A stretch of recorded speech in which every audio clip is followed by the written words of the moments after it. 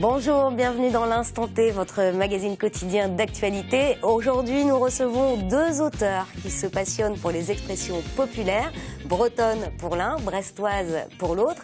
Hervé Lossec, bonjour. Bonjour. Alors, vous doit les désormais célèbres bretonnismes et vous publiez aujourd'hui un nouveau livre dédié aux proverbes et dictons bretons. Gérard Cabon, bonjour. Bonjour. Vous avez fait sensation, vous, avec votre abécédaire du parler de l'Arsenal. Il s'agit d'un recueil d'expressions typiquement brestoises collectées auprès des ouvriers de l'Arsouille, comme vous dites. Et vous récidivez avec la suite, baptisée Yaskif, deuxième couche. Alors, est-ce que vous connaissez chacun le travail de l'autre? Oui, parce que moi, on se fréquente. On se fréquente, on se rencontre. Et on a le même dessinateur, figurez-vous. En plus, En plus, ouais. puisque D'accord. Nono Ouais. illustrait les bretonnismes, Oui, et voilà. Nono illustre Bon, Hervé était Yaskif. bien avant moi et bien plus avancé, mais bon, dès qu'il est sorti son premier livre, tout le monde a sauté Ça dessus. vous a parlé? Ah oui, bien sûr. Ouais. Ça donne envie d'ailleurs. Ça donne envie de faire. Et vous avez lu Yaskif, Bien entendu, Hervé? y compris même le second, au moment de sa sortie tout de suite. Déjà, qui vient il y a tout quelques juste jours. d'arriver. Ouais. Eh ben, on parle de tout cela dans un instant. Bien évidemment, nous sommes vendredi. C'est donc le jour de la brève de trottoir de Stéphane Leroy. Et puis, avec nous également sur ce plateau, Anne-Cécile Juillet, journaliste au Télégramme. C'est pour notre édito du jour et c'est tout de suite.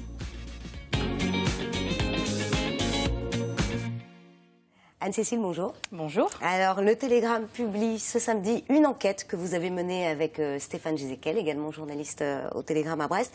Vous vous êtes interrogé sur la présence de femmes entièrement voilées lors d'une cérémonie de remise de diplôme dans une grande école brestoise. Expliquez-nous. Oui, c'est ça. Ça s'est passé lundi à l'ENSTA Bretagne. Vous savez, c'est une école d'ingénieurs qui est placée sous la double tutelle de la Direction générale de l'armement et du ministère de la Défense. Donc chaque année, en vertu d'accords passés entre la France et l'Arabie saoudite, environ une trentaine d'élèves saoudiens, donc qui seront les futurs cadres de l'armée de ce royaume, sont formés ici à Brest. Donc lundi, il y avait une cérémonie de passage en grade pour eux et évidemment leurs familles étaient invitées. Et dans le public, eh bien, il y avait une dizaine de femmes qui étaient de leur famille, de leurs proches. Qui ne sont pas des Ce ne sont étudiantes. pas des étudiantes. Elles étaient intégralement voilées. Elles portaient le niqab, vous savez, ce long voile qui couvre intégralement le corps, le visage et qui ne laisse apparaître que le regard en fait. Alors le souci, c'est que la loi C'est que la loi l'interdit. Voilà, depuis le 10 octobre 2010, la loi est très claire. Nul ne peut dans l'espace public porter une tenue destinée à dissimuler son visage. Donc, évidemment, il faut définir l'espace, le périmètre de l'espace public. Quand on dit l'espace public, c'est la rue, mais c'est aussi tout espace, je pense à une galerie marchande ou un théâtre ou autre, qui est destiné à accueillir du public. Donc évidemment, la cour d'une école supérieure, alors de surcroît quand elle est sous l'égide de ces deux grandes institutions régaliennes, n'y échappe pas. Et donc évidemment, nous, on s'est posé un peu la question de savoir comment elle se situait par rapport à cette loi. Alors, comment réagissent les responsables de l'établissement ? Alors, pour les responsables de l'établissement, on a bien senti qu'ils étaient ennuyés, mais la version officielle, c'est exceptionnel, c'est une cérémonie traditionnelle saoudienne, et ça justifie de faire exception à la loi. Voilà, c'est dit comme ça. En réalité, en off, on comprend que c'est un sujet délicat, qu'il s'agit d'une population délicate, puisqu'on sait que l'Arabie saoudite est un allié puissant de la France. Donc évidemment, on comprend que les enjeux derrière, ils sont pas uniquement financiers, mais également diplomatiques et politiques, bien entendu. Et ce qui vous a interrogé, c'est l'interprétation de la loi qui, Mais ce qui nous a interrogé, c'est, on s'est dit, voilà, on se met dans le public, on constate ça. C'est pas du tout un jugement de valeur à l'égard de ces personnes, bien entendu. C'est juste, on sait qu'à Brest, depuis début 2014, 29 procès-verbaux ont été établis à l'encontre de femmes lambda, j'ai envie de dire dans la rue, dans tel ou tel quartier, parce qu'elles portaient le niqab. Et donc on se dit, voilà, est-ce qu'il y a deux poids, deux mesures? Est-ce qu'il y aurait des intouchables en matière d'application de la loi? pour faire court et pour vous donner un peu une idée de l'ampleur du sujet, en 2013, l'Arabie Saoudite a acheté pour 1,9 milliard d'euros d'armes à la France. Et donc on comprend bien que les enjeux sont, d'une certaine façon, nous dépassent. Voilà, vous pourrez lire tout ça dans le Télégramme de ce samedi. Tout à fait, merci beaucoup Anne-Cécile. Donc l'enquête ce samedi dans le Télégramme. Merci. Et tout de suite, le reste de l'actualité de ce vendredi 19 juin dans le Finistère. La navigatrice Catherine Chabot réalise actuellement un tour de France pour le climat. Lors de ses escales, elle rencontre de nombreux acteurs engagés dans la défense de l'environnement. Elle était à Brest ce vendredi. Elle nous explique sa démarche au micro de Camille Pochet.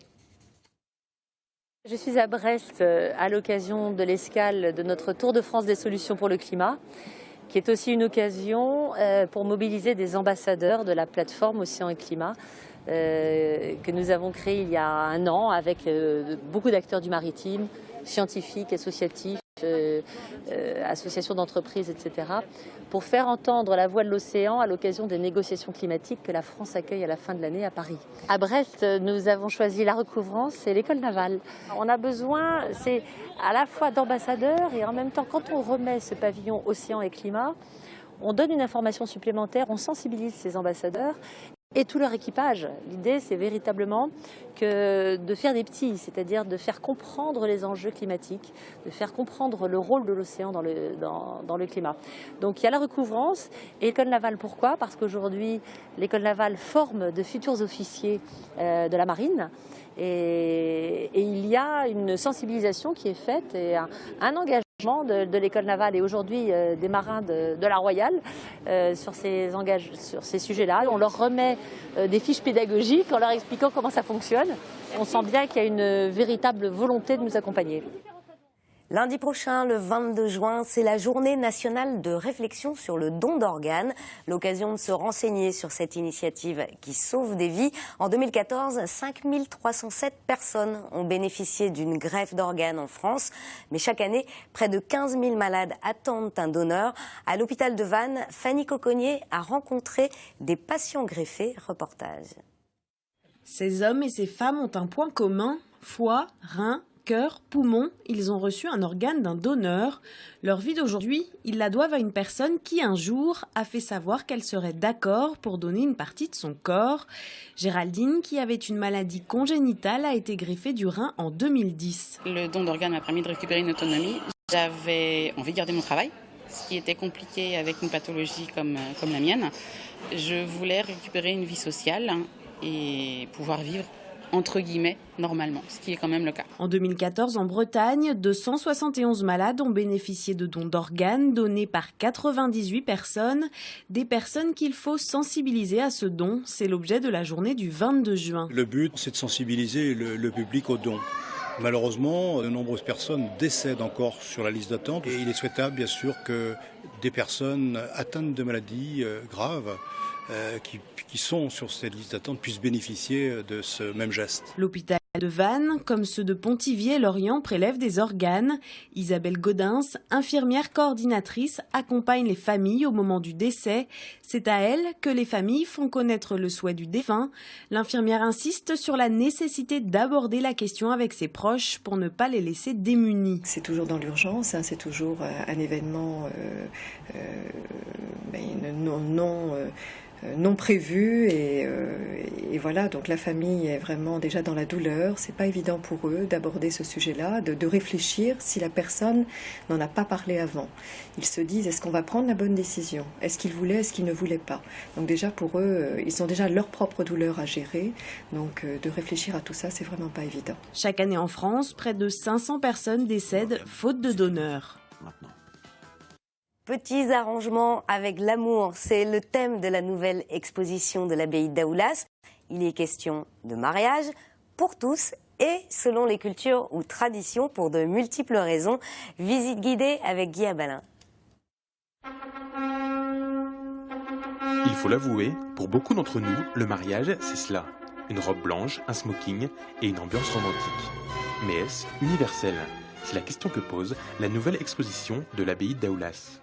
Ailleurs dans le monde, le nom de mariage, le vocable d'union officielle, recouvre des réalités vraiment très différentes, des pratiques très différentes. Vu tous les débats qu'il y a pu y avoir l'année dernière autour du mariage pour tous, on avait envie peut-être de comprendre un peu plus ce qu'était le mariage et de décentrer la question, d'aller voir ailleurs comment ça se passait pour peut-être mieux comprendre, nous, nos propres questions.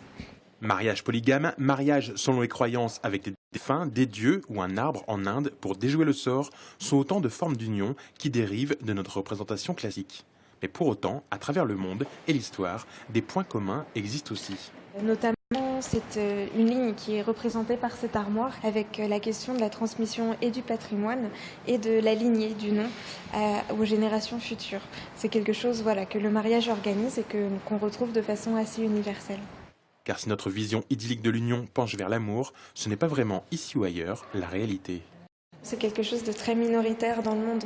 Et l'exemple qui vient tout de suite à l'esprit, c'est en Inde où plus de 98% des mariages contractés sont des mariages de raison ou d'intérêt. Ce n'est d'ailleurs que très récemment, au milieu du 19e siècle, que le mariage d'amour a commencé à être accepté en Occident. Des petits arrangements avec l'amour qui existent encore aujourd'hui. On a les petites annonces où on trouve souvent des gens qui recherchent l'âme sœur, mais qui recherchent aussi quelqu'un qui a les moyens d'entretenir aussi un foyer solide. Et c'est ce qu'on retrouve également dans les sites internet de rencontres aujourd'hui, où les gens recherchent l'amour, mais c'est pas mal que l'âme sœur ait aussi les moyens financiers suffisants. Si tout cela vous donne encore des envies d'amour et de mariage, vous pouvez, vous aussi, toujours tenter votre chance. Et cette exposition est à découvrir jusqu'au 3 janvier à l'abbaye de Daoulas. À présent, place à nos invités. Hervé Lossec, auteur des Bretonismes qui publie aujourd'hui Proverbes et dictons bretons. Et Gérard Cabon, brestois pur jus, je dirais, ouais. Qui livre Yaskif deuxième couche. Alors Gérard, le premier volet de Yaskif intitulé Abécédaire du parler de l'Arsenal a connu son petit succès. 9000 exemplaires, c'est ça? Oui, 9000 passés. Je pense qu'on va arriver. On vient d'éditer 11 000, parce que les 10 000 vont être passés sans tarder. Est-ce que c'est parce que ça a marché que vous avez décidé d'en faire une suite? Oui et non. S'il n'avait pas marché du tout, je pense que...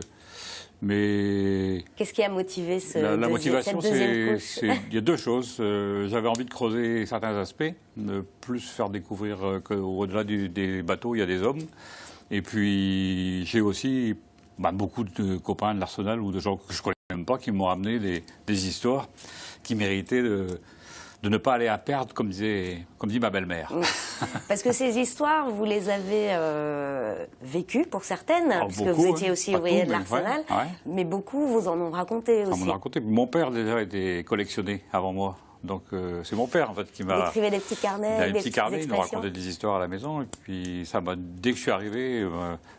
je suis arrivé aux apprentis à l'Arsenal, j'ai commencé à noter de suite les travers, les anecdotes, les surnoms, les histoires. Et puis, ça fait une jolie collection. Alors, on retrouve dans ce deuxième volume un abécédaire, comme dans le premier, mais aussi cette fois quelques chapitres historiques. Alors, vous y parlez des constructions navales, de la Seconde Guerre mondiale, des grèves, des repas, la gamelle, comme on dit, ou les savoir-faire. Alors, pourquoi avoir intégré ces petits bouts d'histoire quotidienne? Parce que le premier, c'était des histoires d'hommes. Enfin, et derrière ces histoires, en fait, il y a un art de vivre ensemble. Mais l'art de vivre ensemble, c'est aussi toute l'histoire de la restauration à midi, où c'est là que se racontaient les histoires et les échanges. Et puis, c'était aussi une belle épopée entre les gens qui arrivaient avec une gamelle à l'Arsenal, vide des fois, souvent d'ailleurs vide, parce qu'ils allaient acheter au fourneau économique, ils allaient acheter une soupe et un ragoût qui étaient le même menu tous les jours. Et ensuite, ils allaient dans les ateliers manger et celui qui savait lire lisait la dépêche à haute voix à ses copains. C'était une vraie ville en même temps, l'Arsenal. Donc, effectivement, on retrouvait tout ça. Mais c'est vraiment pas un travail d'historien non plus, c'est ce que vous précisez. C'est pas la prétention d'un historien. C'est plus un hommage aux travailleurs de l'Arsenal, en fait. Oui, c'est un hommage. Je fais partie d'une histoire entre les 637 bateaux qui ont été faits, entre la marine à voile, la vapeur, l'acier, le nucléaire. Enfin, c'est toute une histoire, une continuité. 637 bateaux construits 637 bateaux. 3 siècles, c'est ça? Oui, depuis 1640, le premier. Et un seul qui est fabriqué à Brest, puisqu'il y a eu plusieurs bateaux dans la marine nationale qui s'appelaient Brestois ou Brestoise, mais un seul, la Brestoise, construit à Celle Brest. qui a porté le nom de Brest. En 1815. D'accord. Une goélette, dont j'ai retrouvé la trace aux archives de Vincennes, on voit la coupe de ce bateau dans l'Iasquif. Oui, et d'ailleurs, vous avez dû faire des belles découvertes en vous replongeant Ouais, des drôles de ces découvertes. documents. Des drôles aussi. Des drôles de découvertes. Alors, je parlais des savoir-faire que vous décrivez dans ce livre. À propos de savoir-faire, Hervé Lossec, on retrouve dans votre livre Proverbes et dictons bretons cette expression, le savoir-faire, c'est la moitié du travail. Alors, est-ce que beaucoup de ces expressions témoignent aussi d'une solidarité des Bretons face aux conditions de vie de certaines époques? Oui. Bon, les dictons et proverbes, c'est la sagesse populaire, finalement, qui nous est transmise. Là, il y a beaucoup de poésie là-dedans aussi, certainement.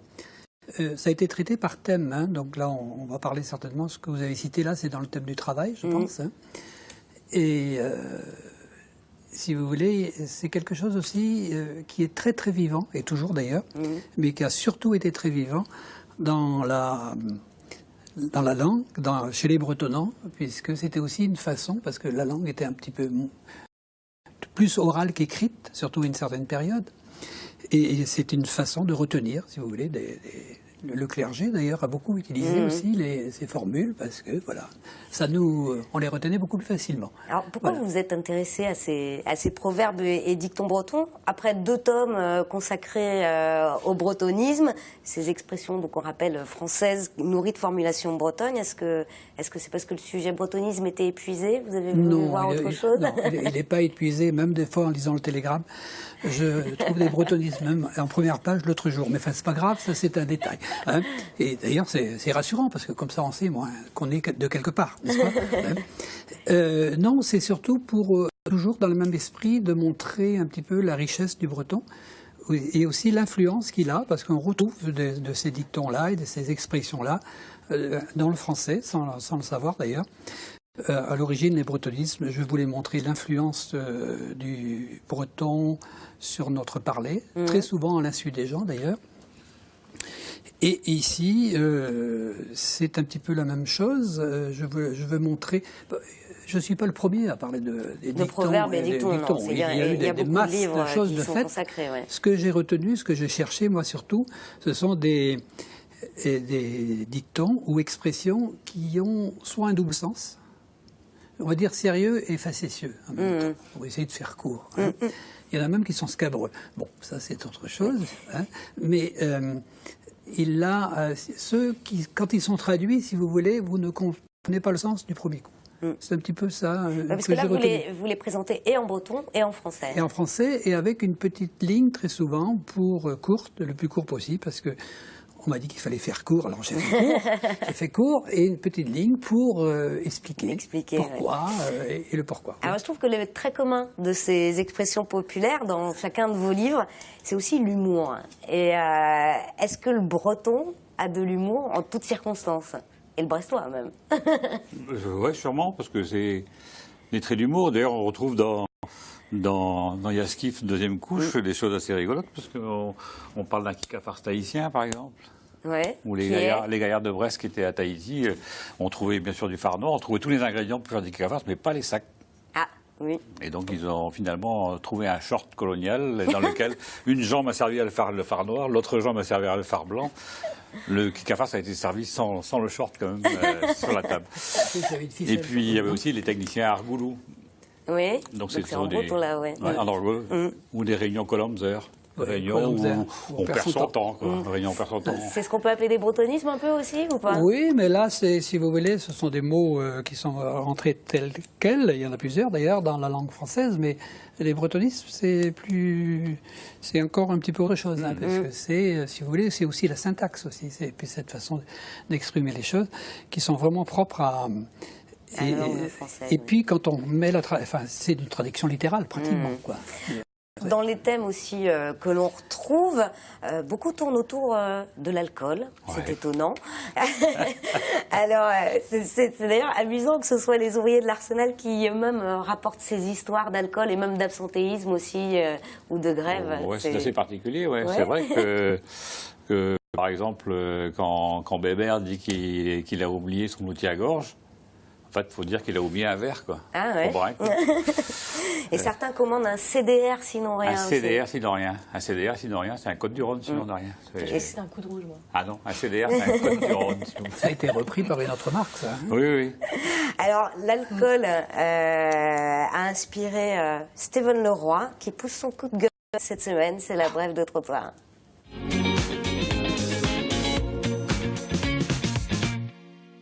Bon, comment que c'est? Ça gaze avec toi ou quoi? Je sais pas si t'as vu cette semaine dans le journal, mais c'est la révolution ici. 1789, c'est que dalle à côté, hein, de la roupie de Sansonnet, du pipi de chat, du menu fretin. La révolution, c'est l'arrêté que vient de pondre la maison carrée de la place de la Liberté en disant que bientôt, il n'y aura plus le droit de mettre dans sa gueule sur la voie publique entre 10 et 20 heures, quoi. Mais en centre-ville seulement.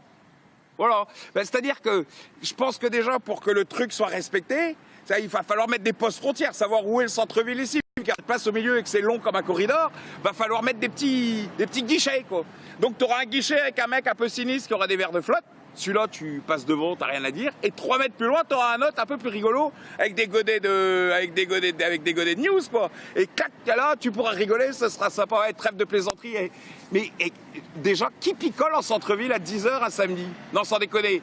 C'est pas moi, parce que moi, quand j'ai envie de boire un coup, je reste à la carré, à peu près comme tout le monde.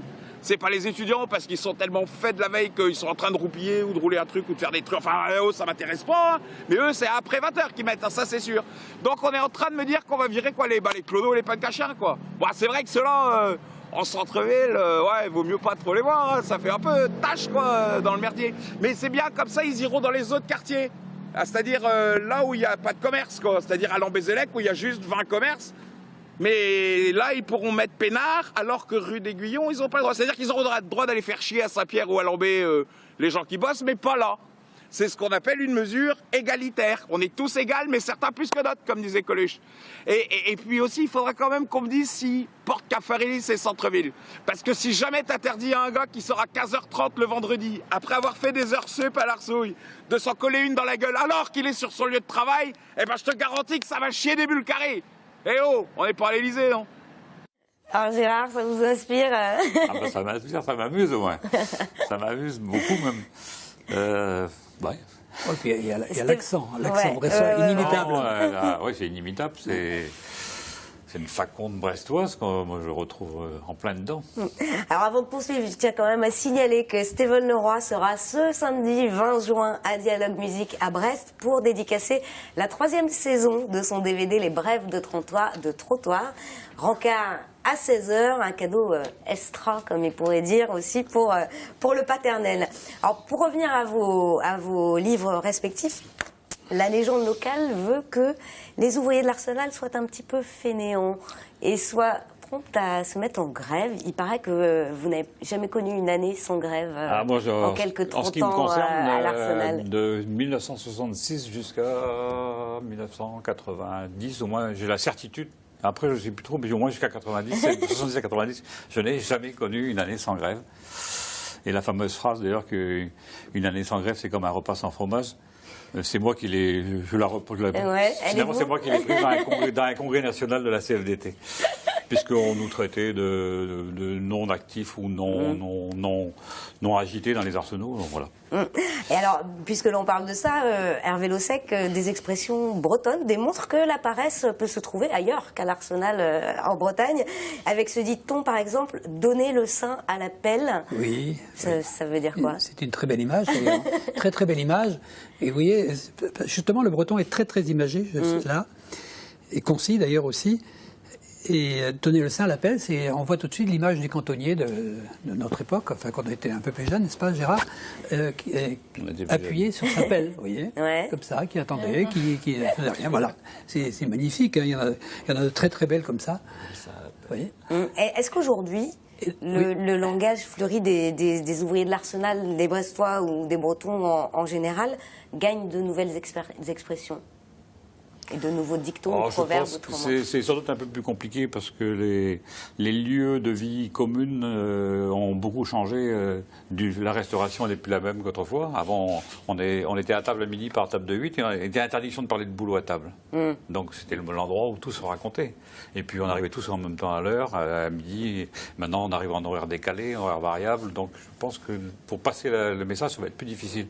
Mais c'est quand même la jeune génération qui a inventé l'anthracite véliplanchis quand même. Qui est l'anthracite véliplanchis, ce sont tous les jeunes cadres dynamiques qui sont tous habillés avec des costumes foncés et puis qui marchent avec le portable l'oreille au vent.